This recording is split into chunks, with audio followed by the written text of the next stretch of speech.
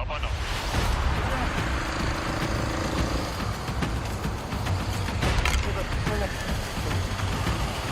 Habis jembatan lagi, habis jembatan. Oh, pemain nih. Jembatan. Kamu di mana nyolong motornya? Kapan? Nyolong motor di mana? Udah lama? Nggak mungkin lama. Menteri Sosial Juliari P. Batubara tiba-tiba terlihat di gedung Komisi Pemberantasan Korupsi atau KPK usai diultimatum untuk menyerahkan diri tak lama ditetapkan jadi tersangka. Terdapat 2 tersangka yang diimbau agar segera menyerahkan diri ke KPK, ia adalah Juliari dan Awe. Diinformasikan bahwa Juliari ditetapkan sebagai tersangka dalam kasus dugaan suap terkait bantuan sosial COVID-19 untuk wilayah Jabodetabek 2020 pada Minggu 6 Desember 2020 dini hari. Bismillahirrahmanirrahim. Assalamualaikum warahmatullahi wabarakatuh. Halo teman-temanku, apa kabarnya? Dimanapun kalian berada, semoga kita senantiasa selalu sehat ya. Mungkin pembuka video saya kali ini agak sedikit berbeda ya dengan teman-teman semuanya gitu. Dimana video ini langsung dibuka gitu oleh 2 kasus kejahatan yang sering terjadi lah di lingkungan kita ini gitu. Yang pertama mungkin tentang kasus begal nih teman-teman, dimana kejahatan ini merupakan kejahatan yang sangat sering terjadi lah di kota besar maupun di kota yang tidak ramai penduduknya. Berbagai motif pun banyak sekali yang muncul dari para pelaku begal, mulai dari ikut-ikutan teman, stres, hingga masalah ekonomi.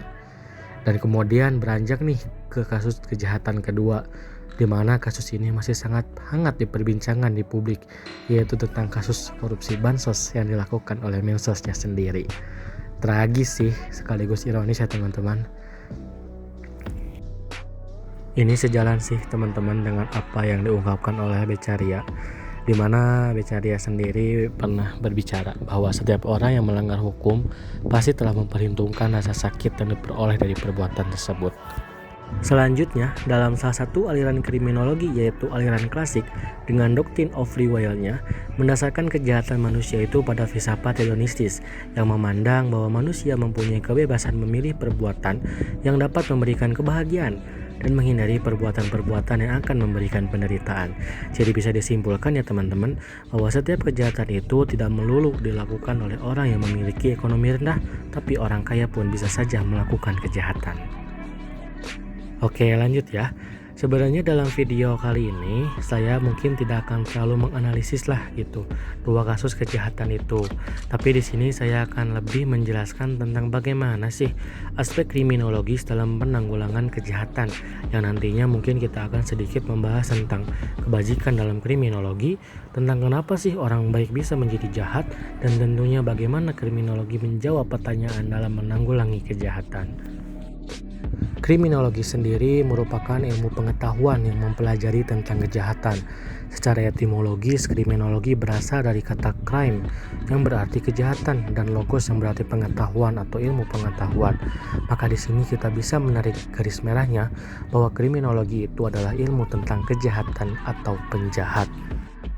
Dalam buku Kriminologi dalam Perspektif Islam dengan penulis Dr. Nafi Mubarak SH, MH, MHH, Ibnu Khaldun menyebutkan bahwa sebenarnya tidak ada batasan dalam penyebutan kata penjahat. Namun Ibnu Khaldun menyatakan bahwa manakala asobiah berjalan, segala kebajikan individual dan kebaikan politik menyertainya. Kehadiran asobiah menghendaki perbuatan bijak dan baik, sedangkan ketiadaan asobiah ditandai dengan timbulnya kemungkaran-kemungkaran dan kejahatan-kejahatan. Dari kalimat tersebut, maka bisa dikatakan bahwa kejahatan merupakan lawan kata dari kebaikan, dan kejahatan bersanding dengan kemungkaran. Artinya, kejahatan merupakan sesuatu yang tidak baik dan bersifat kemungkaran. Ibnu Khaldun menyatakan bahwa manusia secara fitrah adalah baik, sehingga dia menjadi jahat disebabkan faktor luar dari proses aktualisasinya. Dengan demikian, maka penyebab dari orang yang menjadi penjahat karena 2 hal. Pertama, kegagalan mempertahankan fitrahnya, dan yang kedua karena adanya pengaruh faktor dari luar. Yang perlu digarisbawahi di sini bahwa fitrah di atas merupakan kondisi asli ketika manusia dilahirkan, dan fitrah merupakan potensi-potensi laten yang bertransformasi menjadi aktual setelah mendapat pengaruh dari luar. Bahkan dia menyebutkan bahwa jiwa apabila berada dalam fitrahnya yang semula siap menerima kebajikan maupun kejahatan yang datang dan melekat padanya. Sedangkan faktor luar yang berperan kuat dalam melahirkan kejahatan adalah kemakmuran dan kemewahan. Menurutnya, kemakmuran dan kemewahan telah menciptakan banyak penyakit sosial dan non-sosial atau yang dalam terminologi sosiolog modern disebut dengan kerusakan sosial budaya masyarakat. Kesimpulan yang bisa kita tarik dari pembahasan kali ini adalah tidak ada orang yang terlahir menjadi jahat. Kejahatan muncul karena berbagai faktor, baik ekonomi, sosial, politik, atau faktor-faktor yang lainnya. Sesuai dengan quotes dari Emma Ainun Nazib bahwa kejahatan adalah nafsu yang terdidik, kepandaian seringkali adalah kericikan yang menyamar, adapun kebodohan acapkali adalah kebaikan yang bernasib buruk, kelalaian adalah itikat baik yang terlalu polos, dan kelemahan adalah kemuliaan hati yang berlebihan. Sekian dari saya, Rifki Ramadan. Wabillahi taufiq wal hidayah. Wassalamualaikum warahmatullahi wabarakatuh.